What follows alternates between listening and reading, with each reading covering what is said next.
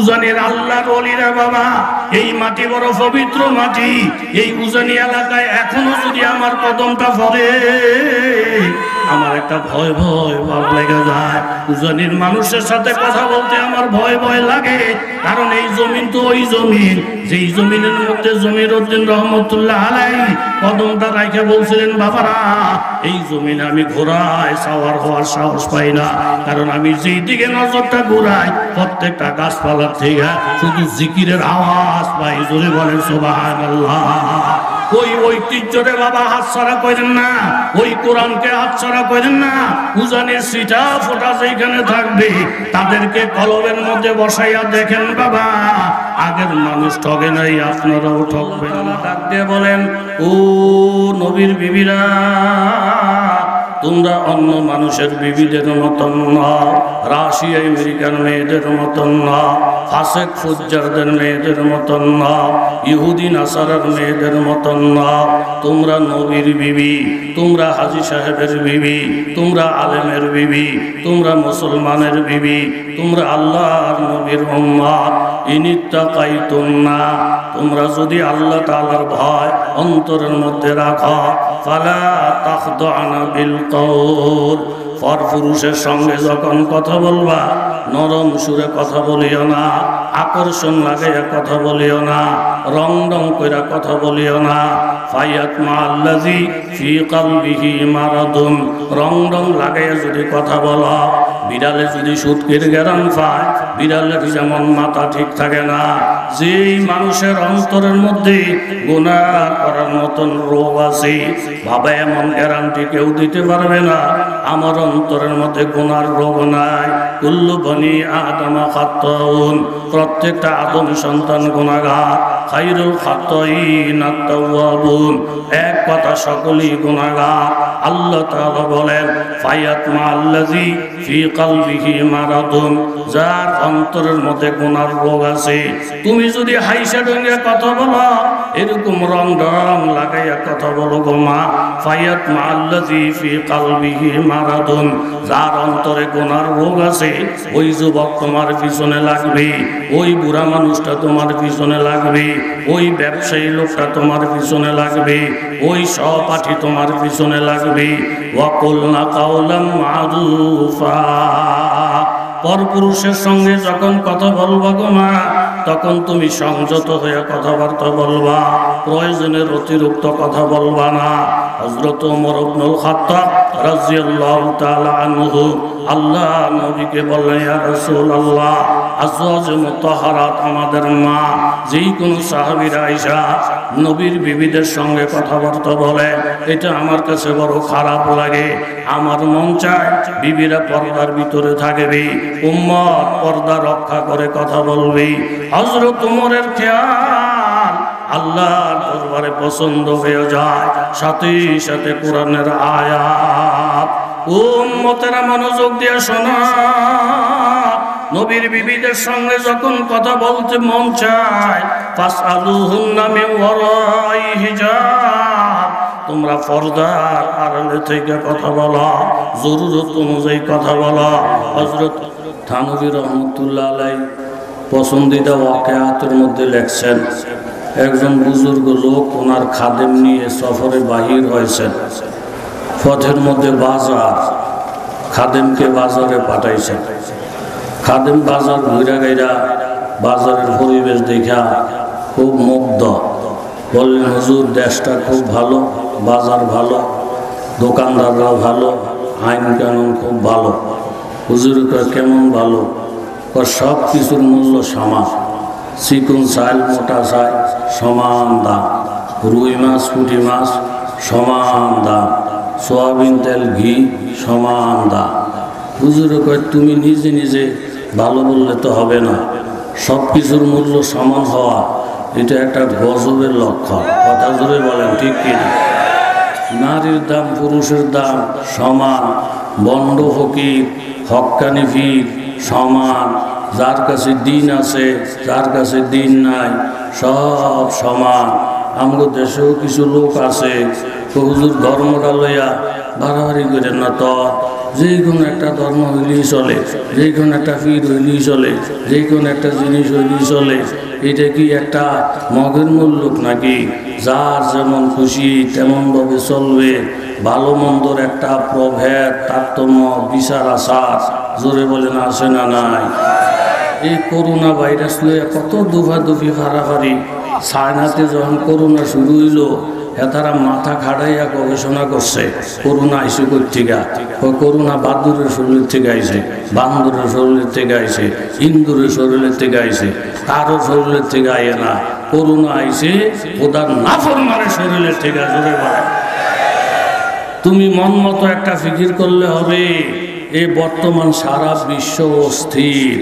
জিনা বেবিচার কিভাবে বন্ধ করা যায়, ইফটিজিং কিভাবে বন্ধ করা যায়, বন্ধ করার জন্য মাথা খাড়াইতে এখন এই পর্যায়ে গিয়া পড়ছে। আমরা বাংলাদেশে আইন, কোনো পুরুষ যুবক যদি নারীদেরকে উত্ত্যক্ত করে, বিরক্ত করে, ইফটিজিং করে, তাহলে 6 মাসের জেল। আর যদি দর্শন করে ধরা পড়ে 14 বছরের জেল। ও মা, এত পোষায় না। আবার সংসদে নতুন করে আইন হয়েছে, দর্শনকারীদের ধরতে পারলে যাবজ্জীবন জেল। আপনার কাছে জানতে চাই, এই যে কঠিন কঠিন আইন হইতেছে, এতে জিনা দর্শন বন্ধ হয়েছে না কমছে? তাইলে একটু মাথাটা খাড়াইয়া একটু আল্লাহর হস্তে চিন্তা করে দেখি, আমরা যে আইন করতেছি, জান প্রাণ শেষ করতেছি, জিনা দর্শন বন্ধ হয় না। কারণটা কি? কারণ হলো আল্লাহর নীতি অনুযায়ী আইন না করলে এই আইনের কোনো ফলাফলের আশা করা যায় না। যেমন সরকারি নিয়ম হইল বেপরদায় চলে, এই ব্যাপারে কোনো আইন নাই। প্রেমিক প্রেমিকা হুন্ডার মধ্যে বৈশা জিন্সের ফ্যান পইরা একজন আরেকজনের জড়াইয়া ধইরা মাইলকে মাইল চলেন, এই ব্যাপারে সরকারি কোনো নিষেধাজ্ঞা নাই। এরকমভাবে আপনি পার্কের মধ্যে বৈশা একজন আরেকজনের গলার ধইরা বাদাম খান, কোনো সমস্যা নাই। এরকম বেপরদার যত সিস্টেম আছে সব সিস্টেম চালু করে দিয়া আপনি যদি জিনা ব্যভিচার বন্ধ করতে চান, জীবনও বন্ধ করা সম্ভব। দরমিয়ানে কারে দরিয়া তখতা বন্দাম কর দাই, बाज में गोई के दामन তর্মকন হুঁশিয়ার বাস। একটা লোকের কাঠের উপরে ভাসাইয়া সাগরে ভাসিয়ে দিলেন পানিতে, আর উপরে থেকে নসিহত করেন, পানিতে ভাসাইলে ভাসাইছি বাঘিনা খুব সাবধান, শরীরে যেন এক ফোঁটা পানির ফোঁটাও যেন না লাগে। সাগরের মধ্যে ভাসাইয়া দিয়া পানি না লাগার জন্য নসিহত করলে এই নসিহত কোনোদিন কাজে লাগে। তাহলে আল্লাহ তাআলার বিধান, নবীর বিধান, চোখেরও জিনা আছে, পায়েরও জিনা আছে, হাতেরও জিনা আছে, মনেরও জিনা আছে। কথা জোরে বলেন ঠিক কিনা? জিনা ব্যভিচার যদি বন্ধ করতে চাও, তাহলে শরীয়তের বিধি বিধান মাইনা ফরদা যে ফরজ, এই বিধানকে রাষ্ট্রীয়ভাবে প্রতিষ্ঠা করো, সামাজিকভাবে প্রতিষ্ঠা করো, পারিবারিকভাবে প্রতিষ্ঠা করো, অটোমেটিক জিনা বন্ধ হয়ে যাবে। কথা জোরে বলেন ঠিক কিনা? চট্টগ্রামের থেকে শুটকি মাছ আনছে, আইনা 900 টাকা কেজি। বাড়িতে আইনা বিড়ালটারে ডাক দিছে, এই বিড়াল্লা এদিকে আয়, এই যে দেখ দামি শুটকি, এটা হইলো উপরের ফিট, এটা হইলো ভিতরের ফিট, এটা হইলো লম্বা, মায়ার বাড়ি অমুক জায়গায়, লেহাফারা অমুক জায়গায়, শরীরের গঠন হইলো এই সিস্টেমের। ঘুরাইয়া গাড়াইয়া শুটকিটা বিড়ালের পুরা দেখাইছে, দেখাইয়া পরে আইন করছে, এই বিড়াল্লা মনোযোগ দিয়া শোন, এই শুটকি যদি তুই খাস তোর 14 বছরের জেল। আইনটা শোনাইয়া মোটামুটি বেড়ার জায়গায়, শুটকির জায়গায়, বিড়ালের জায়গায়। সকালবেলা উঠা দেখে বিড়ালও নাই, লগে দিয়া শুটকিটাও নাই। এখন লাঠিটা ঘুরেইতেছে, বিড়ালরে ফাইলে চামড়া উঠাইয়া ফেলমু। এত বড় দুঃসাহস! আমার বাড়িতে থেকে আমার আইন মানে না, আমার রাষ্ট্র থেকে আমার আইন মানে না, চামড়া উঠামো, 14 বছরের জেল কাটামো। ওইখান থেকে মেয়ে লোক ডাক দিয়ে বলে, আমি তো মুন্সি সাহেবের মাইয়া, আমার কথা হয়তো বেশি জুত নাও লাগতে পারে, একটা হক কথা বলতে চাই। বলে সেটা কি? বিড়ালে সুটকি নিয়ে পলাইয়া গেছে, এই জন্য বিড়ালের 14 বছরের জেল, লাঠি ঘুরাইতেছেন। মনে কষ্ট নিয়েন না, আপনি সুটকিটা আইনা আলমারির ভিতরে ধুয়ে দিতেন। আলমারির সুটকি আলমারিত না রাখা বাহির কইরা বিড়ালের ঘুরাইয়া গাড়াইয়া যে দেখাইলেন, বিড়ালের মাথাটা যে নষ্ট করলেন। এখন সুটকি খাওয়ার অপরাধে বিড়ালের জেল যদি হয় 14 বছর, আপনি যে সুটকিটা দেখাইয়া দেখাইয়া বিড়ালের মাথাটা নষ্ট করছেন, আপনার জেল হওয়ার দরকার 2.5 বছর। জোরে বলেন ঠিক কিনা? ইয়া নিসা আন-নবী লাস্তুন্না কাআহাদিন মিনান নিসা ইন ইত্তাকাইতুন্না ফালা তাখদা'না বিল কওল ফায়াতমা'আল্লাযী ফী কলবিহি মারাদুন ওয়া কুলনা কাওলাম মা'রুফা। আল্লাহ তাআলা ডাক দিয়ে বলেন, ও নবীর বিবিরা, তোমরা অন্য মানুষের বিবিদের মতন না, রাশিয়া আমেরিকার মেয়েদের মতন না, ফাসেক ফুজ্জারদের মেয়েদের মতন না, ইহুদি নাসারার মেয়েদের মতন না। তোমরা নবীর বিবি, তোমরা হাজী সাহেবের বিবি, তোমরা আলেমের বিবি, তোমরা মুসলমানের বিবি, তোমরা আল্লাহর নবীর উম্মত। ইনিত্তাকাইতুন্না, তোমরা যদি আল্লাহ তাআলার ভয় অন্তরের মধ্যে রাখো, ফালা তাখদা'না বিল কওল, পরপুরুষের সঙ্গে যখন কথা বলবা নরম সুরে কথা বলিও না, আকর্ষণ লাগাইয়া কথা বলিও না, রং রং কইরা কথা বলিও না। ফায়াতমা'আল্লাযী ফী কলবিহি মারাদুন, রং রং লাগাইয়া যদি কথা বলো, বিড়ালে যদি সুটকির গ্যারান পায়, বিড়ালের যেমন মাথা ঠিক থাকে না, যেই মানুষের অন্তরের মধ্যে গুনাহ করার মতন রোগ আছে, ভাবে এমন গ্যারান্টি কেউ দিতে পারবে না আমার অন্তরের মধ্যে গুনার রোগ নাই। কুল্লু বনি আদম খাত্তাউন, প্রত্যেকটা আদম সন্তান গুনাহগার। খায়রুল খাত্তাইন আত-তাওয়াবুন, এক কথা সকলেই গুনাহগার। আল্লাহ তাআলা বলেন, ফায়াতমা'আল্লাযী ফী কলবিহি মারাদুন, যার অন্তরের মধ্যে গুনার রোগ আছে।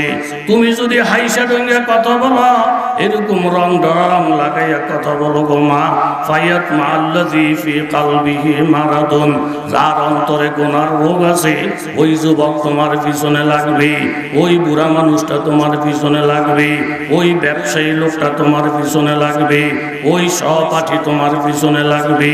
ওয়া কুলনা কাওলাম মা'রুফা, পরপুরুষের সঙ্গে যখন কথা বলবা গো মা, তখন তুমি সংযত হয়ে কথাবার্তা বলবা, প্রয়োজনের অতিরিক্ত কথা বলবা না। হযরত ওমর ইবনুল খাত্তাব রাদিয়াল্লাহু তাআলা আনহু আল্লাহ নবীকে বললেন, ইয়া রাসূলুল্লাহ, আজওয়াজ মুতাহহারাত আমাদের মা, যেই কোনো সাহাবীরা আয়েশা নবীর বিবিদের সঙ্গে কথাবার্তা বলে, এটা আমার কাছে বড় খারাপ লাগে। আমার মন চায় বিবিরা পর্দার ভিতরে থাকবে, উম্মত পর্দা রক্ষা করে কথা বলবে। হযরত ওমরের খেয়াল আল্লাহর দরবারে পছন্দ হয়ে যায়। সাথে সাথে কোরআনের আয়াত, কোরআনের আয়াত, ওয়াইযা সালতুমুহুন্না মাতাআন ফাসআলুহুন্না মিন ওয়ারাই হিজাব। উম্মতেরা মনোযোগ দিয়ে শোনো, নবীর বিবিদের সঙ্গে যখন কথা বলতে মন চায়, ফাসআলুহুন্না মিন ওয়ারাই হিজাব, তোমরা পর্দার আড়ালে থেকে কথা বলো, জরুরত অনুযায়ী কথা বলো। হযরত ওমর রাদিয়াল্লাহু তাআলা এর খেয়াল মোতাবেক বুখারী শরীফের riwayat 12টি জায়গার মধ্যে আমার আল্লাহ তাআলা কোরআনের আয়াত নাযিল করেছেন। তন্মধ্যে সূরাতুন নিসা 65 নম্বর আয়াত হযরত ওমর রাদিয়াল্লাহু আনহু শানে নাযিল হয়। ঘটনাটি ছিল এই, একজন ইহুদি একজন মুসলমান, দুইজনে একটা গাছ নিয়া অথবা জমিন নিয়া ঝগড়া, দুইজনে ঝগড়াঝাটি কইরা সিদ্ধান্ত করলেন, চলো আমরা নবী মুহাম্মদুর রাসূলুল্লাহর দরবারে যাই, আল্লাহর নবী যেই ফয়সালা দিবে এটাই হবে চূড়ান্ত ফয়সালা। ইহুদিও মানলেন, মুসলমানও মানলেন। নবীজির ফয়সালার উপরে দুনিয়াতে আর ফয়সালা হইতে পারে না। জোরে বলেন ঠিক কিনা? মুসলমানও খুশি, ইহুদিও খুশি। আসল জাগার মালিককে নবী দলিল প্রমাণ দেখা যারে ফয়সালা দিবেন সেই মালিক। মুসলমান ইহুদি দুইজন আল্লাহর নবীর দরবারে গেলেন। নবীজি দুইজনের কথাবার্তা শুনলেন, সাক্ষী প্রমাণ দেখলেন। সাক্ষী প্রমাণ লইয়া আল্লাহর নবী ফয়সালা দিলেন, এই গাছের মালিক মুসলমান না, গাছের মালিক ইহুদি। জোরে গান সুবহানাল্লাহ। নবীর মধ্যে দলীয়করণ নাই, নবীর মধ্যে আত্মীয়করণ নাই। হযরত আলী রাদিয়াল্লাহু তাআলা রানিং খলিফাতুল মুসলিমিন কাজীর দরবারে গিয়ে বিচার দিয়েছেন, কাজী সাহেব অমুক ইহুদি আমার তলোয়ারটা জোর করে নিয়ে গেছে, আপনি দয়া করে বিচারটা করেন। আলী রাদিয়াল্লাহু তাআলা খলিফাতুল মুসলিমিন কাজী সাহেব ইহুদির ডাকলেন, আসামি হিসেবে ডাকলেন। ডাইকা হযরত আলী রাদিয়াল্লাহু আনহুকে বললেন, হুজুর এই তলোয়ারটা যে আপনার কি সাক্ষী আছে? আলী রাদিয়াল্লাহু আনহু বললেন, আছে। কেডা? এক নম্বর সাক্ষী হযরত হাসান রাদিয়াল্লাহু তাআলা আনহু, দুই নম্বর সাক্ষী হযরত হুসাইন রাদিয়াল্লাহু তাআলা আনহু, আর বাদী হযরত আলী রাদিয়াল্লাহু আনহু। তিনি আশারায়ে মুবাশশারার একজন, যেই 10 জন সাহাবী জান্নাতের সুসংবাদ পাইছেন তার মধ্যে হযরত আলী রাদিয়াল্লাহু আনহু একজন। হাসান হুসাইন এমন দুই ব্যক্তি যাদের সম্পর্কে রাসূলের ঘোষণা, আল হাসান ওয়াল হুসাইন সাইয়্যিদা শাবাবি আহলিল জান্নাহ, জান্নাতে যত যুবকেরা যাবে সব যুবকের সর্দার হবে হযরত হাসান হযরত হুসাইন রাদিয়াল্লাহু তাআলা আনহু। তাহলে সাক্ষী পেশ করলেন, একজন হইলেন হযরতে হাসান আর একজন হযরতে হুসাইন। কাজী সাহেবের মন খারাপ। হুজুর আপনি মনে কিছু নিয়েন না, আপনি রাষ্ট্রপতি, আপনি প্রধানমন্ত্রী, আমি তো কোরআন হাদিসকে সামনে রেখে বিচার করি। আপনি যে হাসান হুসাইনকে সাক্ষী হিসাবে পেশ করছেন, আল্লাহর নবীর শরীয়তের মধ্যে সন্তানের সাক্ষী বাপের ব্যাপারে গ্রহণযোগ্য না। সন্তান তো বাপের পক্ষেই বলে, সন্তান তো বাপের পক্ষেই বলে। এই দুইজন ছাড়া কি অন্য কোনো সাক্ষী আছে? বলে অন্য কোনো সাক্ষী নাই। তাইলে মনে কিছু নিয়েন না, এই তলোয়ারের মালিক আপনি না, তলোয়ার যে ইহুদির কাছে আছে, ইহুদি তলোয়ারের মালিক। এই কথাটা বলার সাথে সাথে হযরত আলী রাদিয়াল্লাহু তাআলা আনহু একটা মুস্কি হাসি দিলেন, দিয়া জামার ভিতরে থেকে একটা তলোয়ার, একটা দোররা বাহির করলেন। বাহির করে বলতেছেন, কাজী আমিও জানি আপন সন্তানের সাক্ষী বাপের ব্যাপারে গ্রহণযোগ্য না। আমি খলিফাতুল মুসলিমিন হিসাবে, প্রধানমন্ত্রী হিসাবে আমার মুখের দিকে তাকাইয়া তুমি যদি শরীয়তের এরকম বহির্ভূত মুখের দিকে তাকাইয়া বিচারটা আমার পক্ষে করে দিতা। হুজুর আমনে আইছে, যেইখানে হাসান হোসেন আছে আর কোনো কথা নাই, আমাদের মতন লোক যেখানে আসছে আর কোনো কথা নাই, তলোয়ার আমনের সাক্ষীটা কি কিচ্ছু লাগতো না? শরীয়ত বাদ দিয়ে যদি আমারে খুশি করার জন্য বিচার করে তলোয়ারটা আমারে দিতা, এই যে দৌড়াটা লগে করে নিয়ে আসছিলাম, ফিটাইয়া তোমার চামড়া উঠে দিতাম। জোরে বলেন সুবহানাল্লাহ। কাজী সাথে সাথে বললেন, খলিফাতুল মুসলিমিন আমি আল্লাহ তাআলার শুকর আদায় করে বলছি, এমন একজন প্রধানমন্ত্রীর অধীনে আমি কাজী, এমন একজন রাষ্ট্রপতির অধীনে আমি কাজী। শরীয়ত মতো বিচারটা না করলে পিঠের চামড়া উঠে ফেলতেন। হুজুর এটা তো আপনার ফয়সালা, আমিও আমার টেবিলের সামনে দৌড়া রেডি করে রাখছি। আপনি যদি শরীয়তের বিচার অমান্য কইরা শরীয়তের বাহিরে আমাকে বাধ্য করতেন, আমিও দৌড়া দিয়া আপনার চামড়াটাও রাখতাম না। জোরে কোন সুবহানাল্লাহ। এখন আফসুস করা ছাড়া কিচ্ছু নাই। বাড়ির পাশে জঙ্গল, শিয়ালে গুদগুদ গুদগুদ করে এই ডাহে বেটার অপছন্দ। আজানের আওয়াজ কিছু মানুষের অপছন্দ, মাহফিলের আওয়াজ কিছু মানুষের অপছন্দ। কথা জোরে বলেন ঠিক নেই? এখন এই বেটা কয় শিয়াল রাখতাম না, সব মাইরালাম। উজিরে ক বাদশাহ এটি করেন না, মাইরালে সে খারাপ কইব।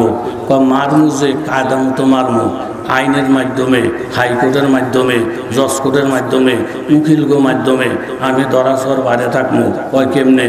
আমি একটা আইন করে দেবো, যেই শিয়ালের কান 5 আঙ্গুলের বড় সরকারি আইন, ওই শিয়ালের কান কেটে দেওয়া হবে।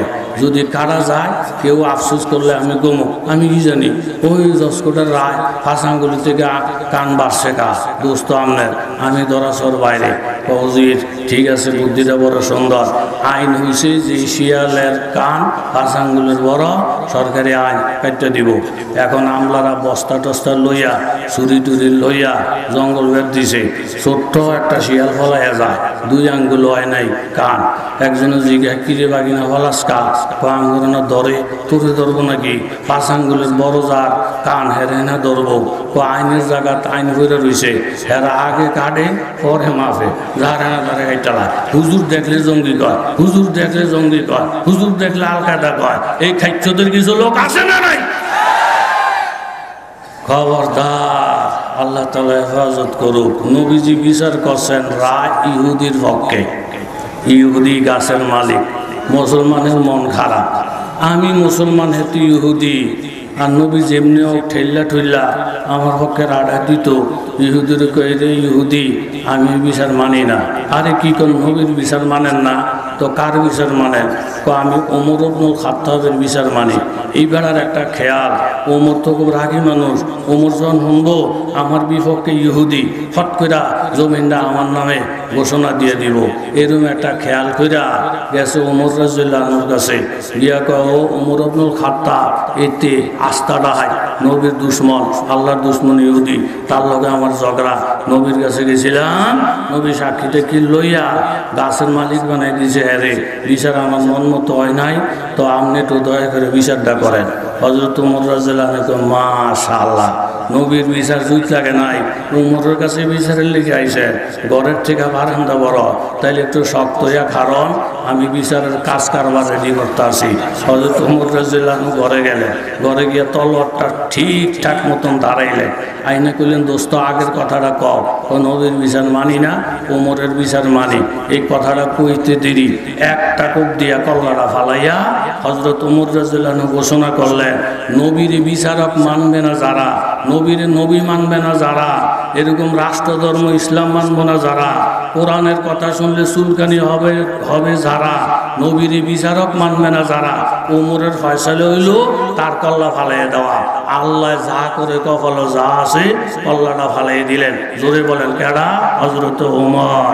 পাবন্দিয়ে তকদীরে, পাবন্দিয়ে আকাম, पाबंदी तकदीर पाबंदी आकाम, ये मसाला मुश्किल नहीं आए मर्द का रदमार, एक आन में 100 बार बदल जाती है तकदीर, है उसका मुकल्लत अभी ना खुश अभी कुरसान। চতুর্দিকে ঢঙ্কা পাইছে গেছে বাবা। হযরত ওমর একজন মুসলমানকে হত্যা করে ফেলছেন, শরীয়তের বিচার শুরু হয়ে গেলে এই হত্যার বিপরীত হযরত ওমরকে হত্যা করা হবে, কেসাস জারি করা হবে। ওমরের মতো একজন লোক যদি হারাইয়া ফেলি আমাদের বিশাল ক্ষতি হয়ে যাবে। চতুর্দিকে মুসলমানেরা পেরেশান হয়ে কেউ রোজা মানত করলে, কেউ নফল ইবাদত বন্দেগী করতেছে। খবরটা আল্লাহর নবী পর্যন্ত চলে যায়। আল্লাহর নবী সবর করলেন, আল্লাহ তাআলার হুকুমের ইন্তজার করলেন। ওয়া মা ইয়ানতিকু আনিল হাওয়া ইন হুয়া ইল্লা ওয়াহয়ুন ইউহা। আমার নবী মন মতো ফয়সালা দেন নাই, ওহির বাহির নবীজি চলেন নাই। আল্লাহর নবী অপেক্ষায় রইলেন, দেখি আল্লাহর পক্ষ থেকে কি বাণী আসে। একটু পরে আল্লাহ তাআলা সূরাতুন নিসা 65 নম্বর আয়াত নাযিল করলেন। আয়াতটা হলো এই, ফালা ওয়া রাব্বিকা লা ইউমিনুন হাত্তা ইউহাক্কিমুকা ফীমা শাজারা বাইনাহুম সুম্মা লা ইয়াজিদু ফী আনফুসিহিম হারাজাম মিম্মা কাযাইতা ওয়া ইউসাল্লিমু তাসলিমা। এ আমার হাবিব আপনি ওমরকে হত্যা করতে যায়েন না, ওমরকে দোষী ঘোষণা দিতে যায়েন না। হযরত ওমর যেই কাজটা করছে এই কাজটা আমি আল্লাহর মন মতন হইছে, আমি আল্লাহ তাআলার রায় হইল এই, আমার নবীকে যদি কেউ বিচারক না মানে, আমার নবীকে যদি কেউ ফয়সালাদাতা না মানে, আল্লাহ আমার নবীর ফয়সালাকে যদি কেউ মন বইরা সমর্থন না করে, তাহলে লোকটা মুসলমান থাকে না, ওই লোকটা মুরতাদ হয়ে যায়। আর যেই লোকটা মুরতাদ হয়ে যায় আল্লাহর ফয়সালা হলো তার কল্লাটা আলাদা করে দেওয়া। এটাই হলো আল্লাহর বিচার, আল্লাহর আইন। জোরে বলেন ঠিক কিনা? আমাদের দেশ তো বাবা শরীয়তের আইন নাই, অতএব আইন কেউ হাতে তুলে নিতে পারবেন না। কোন মুরতাদকে হত্যা করার অধিকার আপনার নাই, এটা হবে রাষ্ট্রের অধিকার। রাষ্ট্র যখন ওইভাবে হবে তখন রাষ্ট্র ফয়সালা দিবে। আপনার মতো আমার মতো কোনো মুসল্লি, আপনার মতো আমার মতো কোনো আলাদা লোক মুরতাদের হত্যা করা, কল্লা ফালায় দেওয়ার বিধান নাই। এটা রাষ্ট্র যখন এইভাবে হবে, ওই পর্যায়ে যাবে, তখন হবে সেই বিধান। তবে আমাদের কাজ হলো এই, নবীর ফয়সালাকে যদি কেউ না মানে, কোরআনকে যদি কেউ না মানে, ইসলামকে যদি কেউ না মানে, ওই লোকটা যদি বিধর্মী হয় তাহলে আমাদের কোনো আফসোস নাই। বিধর্মীরা তো আমাদের বিরুদ্ধে কথা বলবে, কিন্তু লোকটা যদি মুসলমান হয়, লোকটার মধ্যে যদি মুসলমানের নাম পাওয়া যায়, মুসলমানের সন্তান হইয়া যদি কোরআনের বিরুদ্ধে কথা বলে, নবীর বিরুদ্ধে কথা বলে, সাথে সাথে সেই লোকটা মুরতাদ হয়ে যায়। মুসলমান হইয়া ইসলামের বিরুদ্ধে কথা বললে আমাদের দাবি হইল তার ফিটের চামড়া যেন না থাকে। জোরে বলেন ঠিক কিনা? একজন হিন্দু যদি হিন্দু ধর্মের বিরুদ্ধে কথা বলে, হিন্দু লোকেরা তারে বাহির করে দেয়। একজন সরকারি দলের লোক হইয়া যদি সরকারের বিরুদ্ধে কথা বলে, সরকার যেমন তাকে কান্ডা ধইরা বাহির করে দেয়। মুসলমান শব্দ ব্যবহার কইরা ইসলামের বিরুদ্ধে যদি কোনো মুসলমানে কথা বলে, তারে কান ধইরা ইসলাম থেকে বাহির করে দেওয়া, পিঠের চামড়া উঠাইয়া দেওয়া, এটা মুসলমানের দায়িত্ব হয়ে যায়। জোরে বলেন ঠিক কিনা? আমার আল্লাহ তাআলা ডাক দিয়ে বলেন, এইরকম আল্লাহ তাআলা ডাক দিয়ে বলেন, ইনিত্তাকাইতুন্না ফালা তাখদানা বিল কাউল। তুমি যদি নারীদেরকে জিনা ব্যভিচারের থেকে বাঁচাইতে চাও, তাহলে তুমি পর্দাকে ফরজ করে দাও, চোখের জিনা বন্ধ করে দাও, হাতের জিনা বন্ধ করে দাও। নারীদেরকে বললেন তোমরা কোমল ভাষায় কথা বলো না, মজা লাগাইয়া কথা বলো না।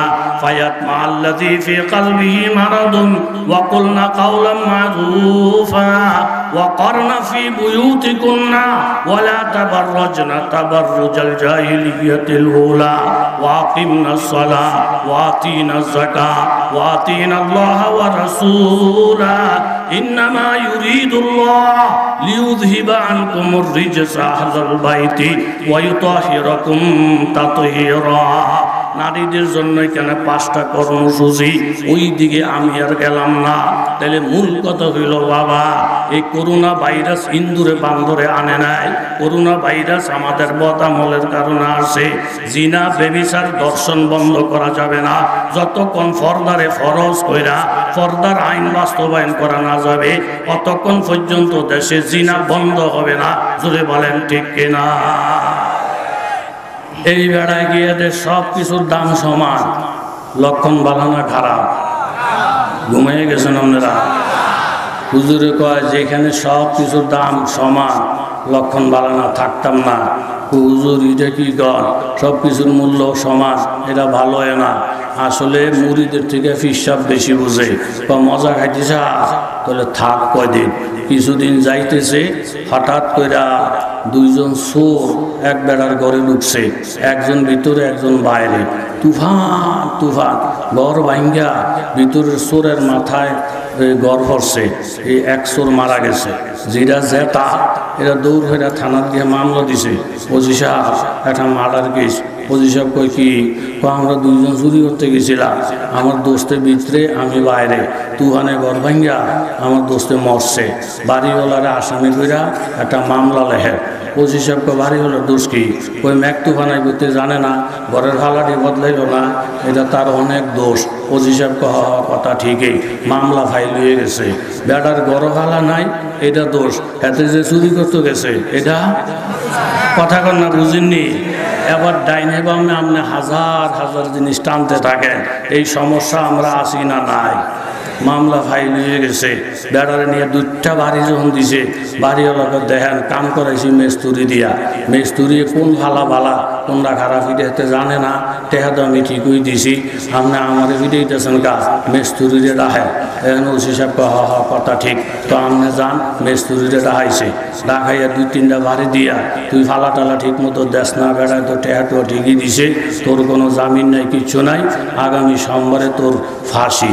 এখন এই বেড়া দেখলো দোষ করলো কে, ফাঁসি হইতেছে কাজ, আমার তো কেউই নাই, যার কেউ নাই তার জন্য আছে, জোরে বলেন কি? মা লাকুম লা তারজুনা লিল্লাহি ওয়াকারা। বান্দা তোমাদের কোন রোগে পাইল? আল্লাহ তাআলার আজমত ওয়াকার কেন বয়ান করো না?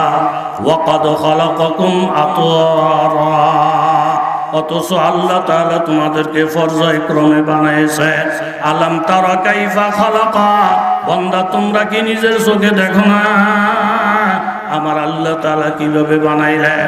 সাবা সামাওয়াতিন তিবাকা, একে একে 7টা আসমান, ওয়াজালাল কামারা ফীহিন্না নূরা, আকাশের মধ্যে মিটমিট আলো দেয় চন্দ্র, ওয়াজালাশ শামসা সিরাজা, বেশি আলো দেয় সূর্য। এইগুলা দেখেও কি আল্লাহর বরত্ব বুঝো না? এমন কি জিনিস যেটা আমার আল্লাহর কাছে পাওয়া যায় না? মিস্ত্রি যখন এইভাবে নিজের অসহায় মনে করলে, হাত উঠাইলেন আল্লাহর দরবারে, ইন্নামা ওয়ালিয়ুকুমুল্লাহ ওয়া রাসূলুহু ওয়াল্লাযীনা আমানু আল্লাযীনা ইউকিমুস সালাতা ওয়া ইউতুনাজ যাকাতা ওয়া হুম রাকিউন। আল্লাহ তাআলা বলেন তোমাদের বন্ধু আল্লাহ, তোমাদের বন্ধু আল্লাহর রাসূল, তোমাদের বন্ধু হইল ওই মুমিন যে নামাজ পড়ে, যাকাত দেয় এবং নিজের মধ্যে নম্রতা অবলম্বন করে, এর হইল তোমার বন্ধু। এই লোকটা আল্লাহর কাছে হাত উঠাইলেন, আল্লাহ গো দোষ তো আমার না, দোষ করলো কেটা, ফাঁসিতে ঝুলবে কে? তুমি দয়া করে ইনসাফের বিচারটা করো, আমার আল্লাহর মতো ইনসাফওয়ালা আর কে আছে? লিতালামা আন্না ওয়াদাল্লাহি হাক ওয়ালাকিন্না আকসারান নাসি লা ইয়ালামুন, অধিকাংশ মানুষ জানে না আমার আল্লাহ যা ওয়াদা করেন তাই সত্য। মিস্ত্রি তো আল্লাহর কাছে কবুল হয়ে যায়, জোরে বলেন সুবহানাল্লাহ। দোয়া করে বসে রয়েছেন, জল্লাদ এসে ফাঁসি দিব, দড়ি টড়ি রেডি, আপনাকে কষ্ট হয়নি? ফাঁসিটা যখন মিস্ত্রির গলাত লাগাইছে, ফট্টর ফট্টর কইরা দড়ি ছুটটা যায়। কিরে বিষয় কিতা, পরে তালাশ টালাশ কইরা দেখে রশ্মির ফাঁকা হয়েছে মোড়া, আর মেস্তুরির গল হয়েছে সিহুল, এতে হক হালালি খাইছে তো, ঘি গু খাইয়া কাঠটা বেশি মোড়া করে নাই, একে সিহুন চাউল টান দেয় ছুটা যায়, টান দেয় ছুটা যায়, জল্লাদের গাম ছুটে গেছে। গিয়া কব বাসা, জীবনে আমরা সব হুকুম পালন করছি, এটা পারতাম না। কয় কি লিগা? কয় আমনে হুকুম দিয়েছেন মিস্ত্রির ফাঁসি দিতাম, দড়ি লুয়ে গেছি, এবারের গলা সিহুল, আমাকে দড়ির ফাঁকা হয়েছে মোড়া, টান দিলে ছুটটা যায়, টান দিলে ছুটটা যায়। বাসটাকে তুই একটা ব্যাগ করলে না, এই বেড়ার গলা সিহুন হলে আরে সাইডা দে, মোটা গলাওয়ালা নাই দে সব, ফাঁসি একটা হইলেই দোষ আরে, ফাঁসি একটা হইলেই দোষ আরে। ওই যে চোরায় আগের কথা কইছে, মোটা সিহুন বরাবর সব কিছু বরাবর, ফাঁসি একটা হইলেই দিয়েছে, মোটা গলাওয়ালা নাই, ভাবি সেটা মোটা গলাওয়ালা বার কর। এই বেড়ায় গিয়ে পাইছি হুজুরের ওই খাদেম দাঁড়ে, যেটা ঘিয়ে গুয়ে খাইয়া মোটাটা গলা করছিল, এখন তার মাপ অনুযায়ী দড়ি তো আর কথা জোরে বলেন ঠিক কিনা? আমি আর নাম টাম বললাম না, কত বেড়া 4 দিন 1 সপ্তাহ আগে লাফালাফি করছে, রাষ্ট্রধর্ম ইসলাম থাকতো না, ওই হুজুর টুজুর থাকতো না, সরমনের ভিত্তির টাইম নাই এরকম লাফাইছিল। এখন দেখা গেছে ইসলামও আছে, আল্লাহরাও আছে, আলেমরাও আছে, তারই ভাবতা নাই কথা জোরে বলেন ঠিক কিনা? গিয়ে গুয়ে খাইয়া যে গলাটা মোটা করছে, এই গলার মাপ মতন দড়ি আছে না না? হুজুর রেডিও মাপ ঠিক, ফাঁসি দে মুখ। হুজুরে যখন ধরা হয়ে গেছে, বড় হুজুরের ভাই বলছে, হুজুর মুরব্বীর কথা অমান্য করছি, আলেমের কথা অমান্য করছি, কইরা অন ধরা হয়ে গেছি, ফাঁসির দড়িকে লাফাইতেছে। হুজুরকে তখন কি চাস?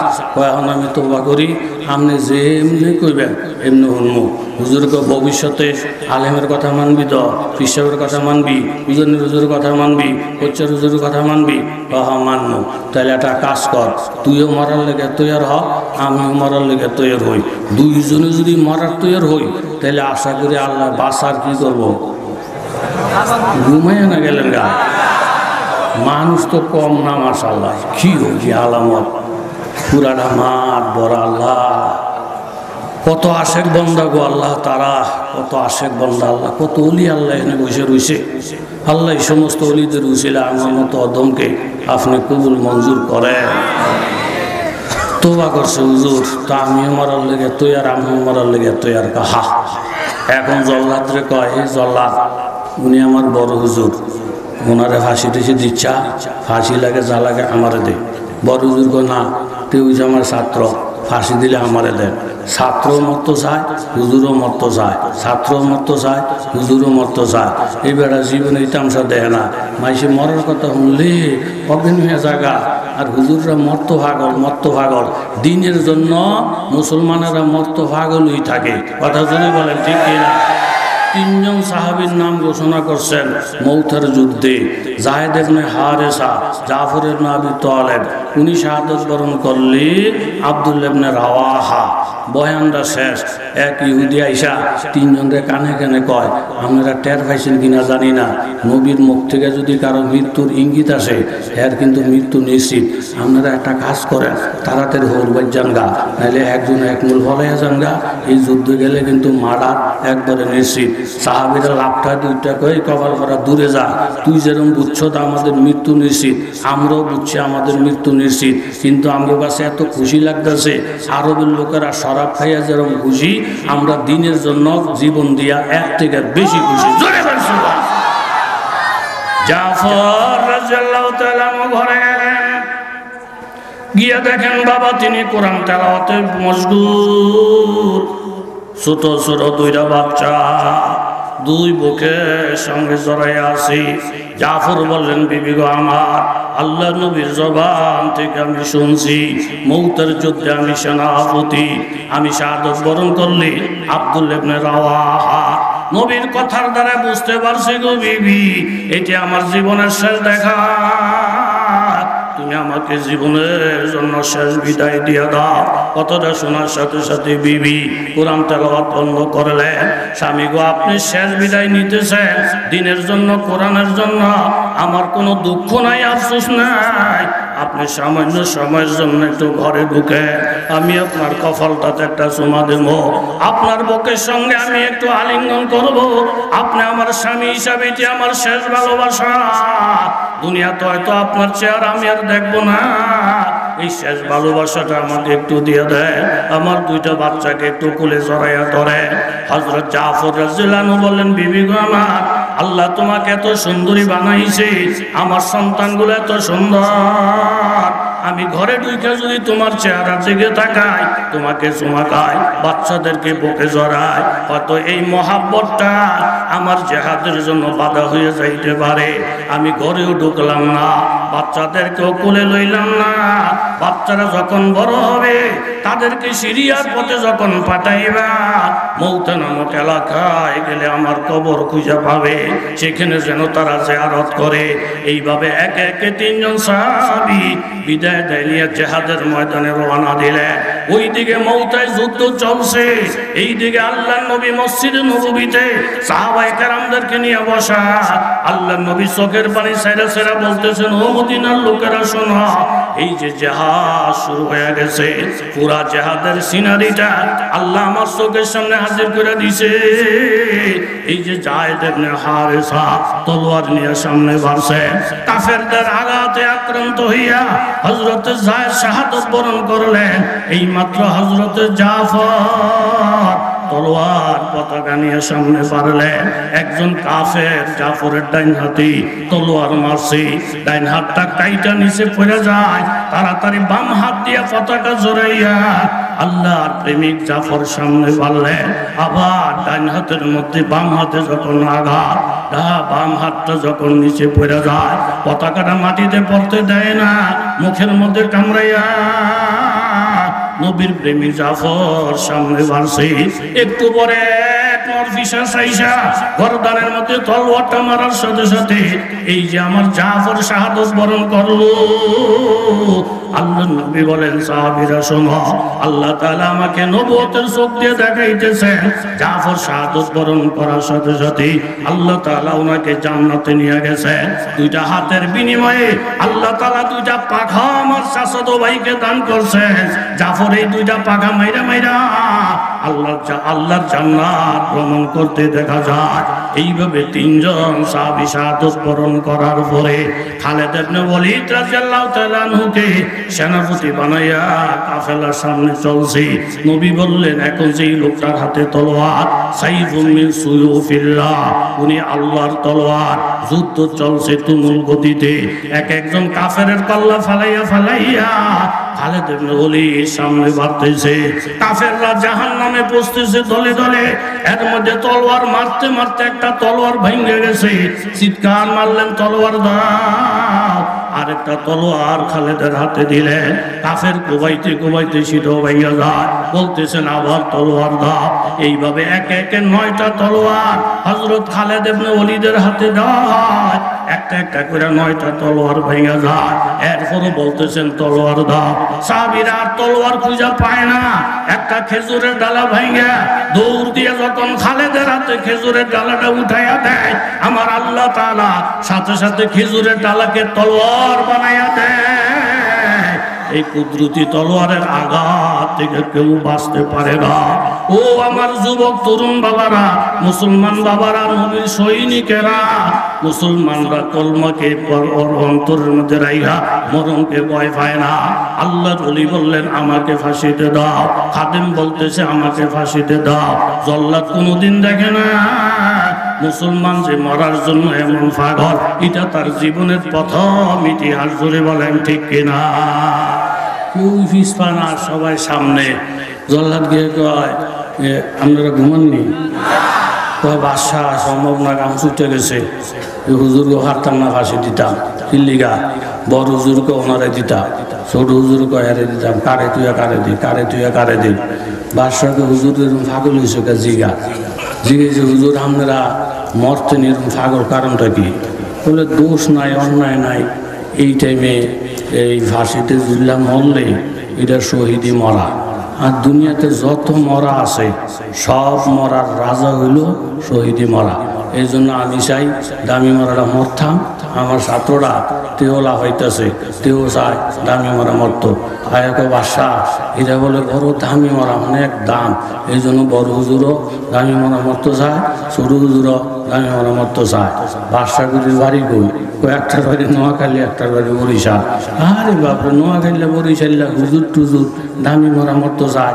এই দেশের দামি হইলাম আমি, দামি খানা খাই আমি, দামি কাপড় পিন্দি আমি, দামি মরা মরলে আমি এনে মরমু। পীর মুন্সি মৌলবি 1.5 হুজুর এসে দামি মরা মরতো। এই হুজুরটিরে দৌড়া, ফাঁসিটা আমার গলার মধ্যে লাগা। যেই বেড়ায় ফাঁসি তৈরি করেছিল 14 ঘুষি মারার লিয়া, আল্লাহ তাআলা এই ফাঁসি তার গলায় লাগাইছে। জোরে বলেন ঠিক কিনা? জুনায়েদ বাগদাদী একটু কষ্ট করে বলেন রহমতুল্লাহ। কি আবানি ভাই, ফিসা হুজুর আইসেনি? জাকির ভাই 12 বছর বাইজে গেছে, কষ্ট হইতো না আপনাকে? জোনায়েদ ফিসা হুজুরের 12:30টার মধ্যে আসলে ভালো হইব। জুনায়েদ বাগদাদী, আপনারা কষ্ট করে বলেন। কি বলবেন বলেন? কি বলবেন? বুদ্ধি করে বলেন। কিরম জ্ঞান বুদ্ধি ওই দেশের মাইসের। আমি যদি জুনায়েদ বাগদাদী কইয়া এরপরে 1 বছর হালাইতাম, কি কইবেন কর? হুমানে সোবান কওয়া ধরতো। এই বুদ্ধি জ্ঞান কি সব মাইসের আসেনি? এই এলাকার মানুষের সব বুঝানির আল্লাহর কুতুবের বরকত। কথা কন ঠিক নেই? বাগদাদী রহমতুল্লাহ সফরে গেছে। সফরে গিয়ে নামাজের টাইম নামাজ পড়বো। পরে খাদেমকে কয় আমরা তো দুইজন, আর একটা লোক হইলে তিনজন হয়, তিনজন একটা জমাত করবো। দেখতো আর একটা লোক পাওয়া যায়নি। খাদেমকে কই আমার বাড়ি নাই, ঘর নাই, পাহাড় পর্বত সব, একটু তালাশ কর। তালাশ টালাশ করে হুজুর একজন পাইছি ওই পাহাড়ের উপরে, এবারায় লাঠি গোলায়, নামাজ পড়ে না করে কেমনে জানি। যা দিয়া সালাম দিলাম, দিয়ে জোনের বগদাদি হুজুর নিচে দাঁড়িয়ে রয়েছে, জমাতে নামাজ পড়বো, আমরা সালাম কইছে। কলব এমন তৈয়ার, এমন তৈয়ার, কথাটা বলতে দেরি, উড়াল্লা ফিসের দিকে ভালাইয়া গুটগুট গুটগুট করে নিচে আইসে। আয়াকে হুজুর আমরা গরিব গাঙ্গাল মানুষ দ কাম করে ভাত খাই, জমাতে বলে নামাজ পড়বেন, কহা দেরি করে না দাঁড়াইয়া যা। হুজুরে ফিসের দিকে চাইছে, সাহেব একটা বলো দেন ধরে আনছ, এটি দিয়ে আইয়াই নামাজও কারিয়া যায়।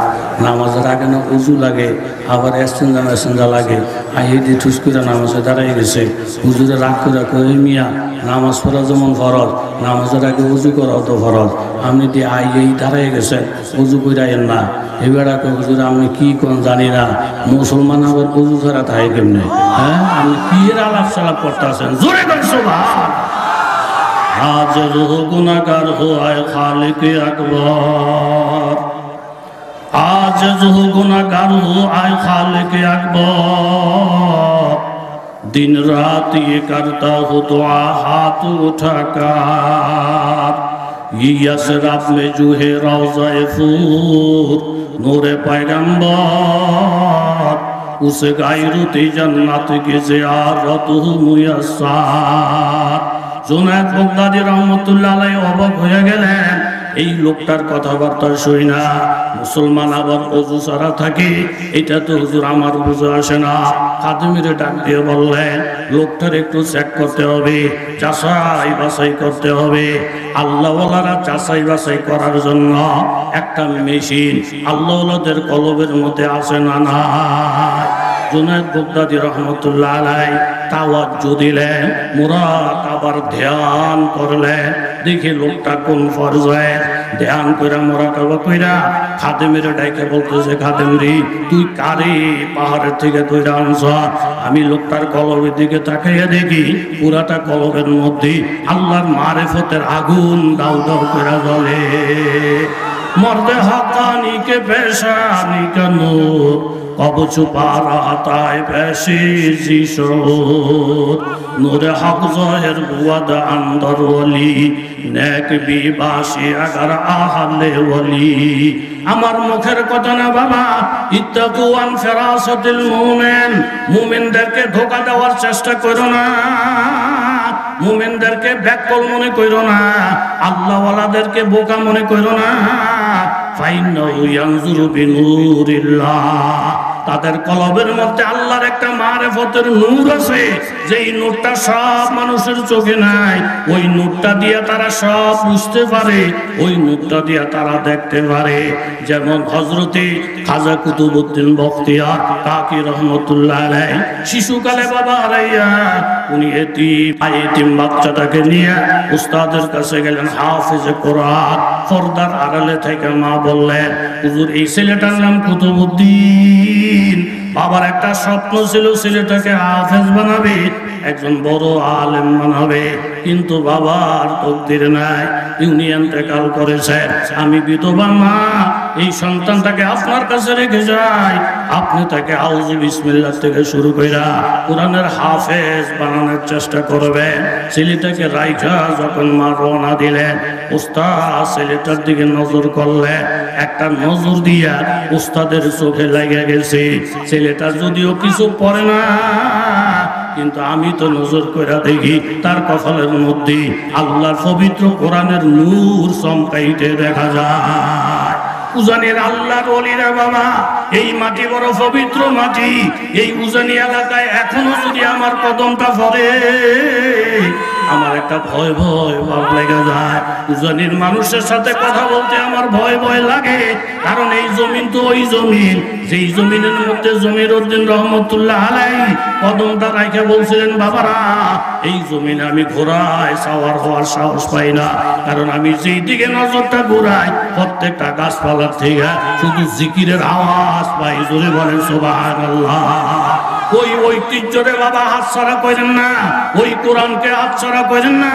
উজানের সিটা ফোটা যেখানে থাকবে তাদেরকে কলমের মধ্যে বসাইয়া দেখেন বাবা, আগের মানুষ ঠকে নাই, আপনারাও ঠকবেন না। আল্লাহ বলি চেহারার দিকে নজর করে দেখে, বাচ্চারা যদিও শিশু কিন্তু চেহারার নূর সংখ্যায়। জিজ্ঞেস বাবা তুমি কারো কাছে পড়ছো? বলে না, আমি তো কোরআন শরীফ তোমার চেহারায় দেখি। তুমি কোনো দ্বিধা করো না, সন্দেহ করো না, যতটুকু তুমি জানো কতটুকু আমার সামনে তেলাওয়াত করো। শিশু বাচ্চা কুতুবউদ্দিন বখতিয়ার কাকি উস্তাদের সামনে বসলেন, আউযু বিসমিল্লাহ কইরা বিনা লোকমায় 15 পারা কোরআন মুখস্থ শোনাইয়া দেয়। এমন মধুর কোরআন মনে হয় নাজিল হয়, মত গুণ এক ফাঁক আয়াতের মধ্যে কোনো ভুল নাই, এরকম লোকমা ধরার কোনো সাহস নাই। উস্তাদ এই শিশু বাচ্চাটা 15 পারা তেলাওয়াত শুই না মার জন্য বললেন, বাবারে ছুটি, তুমি তোমার আম্মুরে সালাম জানিয়ে বইল আমার সঙ্গে একটু কথা শুনতে। দৌড় ফেরে গিয়ে বলেন, আম্মু উস্তাদ তোমাকে কথা শুনতে বলছে। মা পেরেশান হয়ে গেছে, না জানি কোনো ভুল ভ্রান্তি করছে আমার শিশু। মা ডরে ডরে পর্দার আড়াল থেকে, উস্তাদ আমি কুতুবউদ্দিনের আম্মা, কি জন্য আমাকে খবর দিছে? বলে মা আপনাকে খবর দিছে এই জন্য, এমন একটা সন্তান আপনি পাঠাইছেন গো মা, আপনার ফেটটা জানি কত মোবারক, আপনার আমল জানি কত মোবারক। এই ছেলেটা আমার সামনে বৈশা বিনা লোকমায় 15 পারা কোরআন মুখস্থ শোনাইয়া দিছি। আমি আপনাকে স্মরণ করছি এই জন্য, আপনি এমন কি আমল করছেন গো মা, এমন কি নিয়ামত আপনি অর্জন করলেন, যেই নিয়ামতের বহির প্রকাশ আল্লাহ তাআলা সন্তানদের মাধ্যমে জাহির করলেন। মা কান্দা দিলেন, হুজুর যখন থেকে আমি বুঝতে পারছি আমি মা হতে যাচ্ছি, তখন থেকে তাহাজ্জুদ আমি বাদ দেই না, জিকির আজকার বাদ দেই না। আর সবচেয়ে বড় আমল যেটা ছিল আমার, আমি প্রতিদিন 15 পারা কোরআন তেলাওয়াত না কইরা বিছানার মধ্যে ঘুমাইতে যাই না।